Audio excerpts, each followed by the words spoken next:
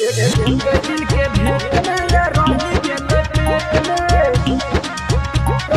रोही के पेट में डीजे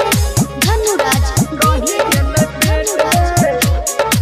रोही के पेट में कुंभी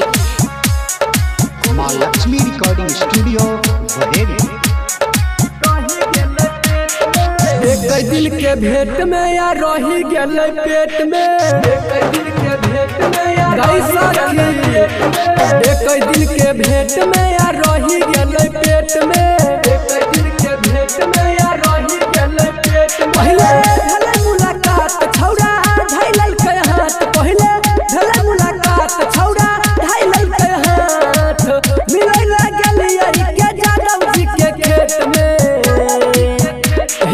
एक दिल के भेंट में या रोही गेल पेट में एक दिल के भेंट में या रोही गेल पेट में एक दिल के भेंट में या रोही गेल पेट में एक दिल के भेंट में या रोही गेल पेट में डीजे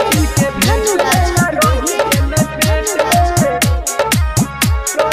रोही गेल पेट में कुंभी एक दिल के भेंट में या रोही गेल पेट में रोही गेल पेट में ये गई हमारा से भेलै बड़ा चूक गे सखी आ दू गो महीना गेलै रुक गे सखी सुने ना हे गई हमारा से भेलै बड़ा चूक गे सखी आ दू गो महीना गेलै रुक गे सखी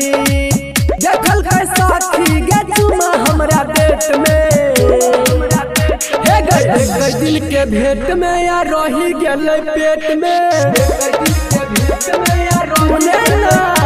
एक दिल के भेंट में या रोही गेल पेट में एक दिल के भेंट में या रोही गेल पेट में डीजे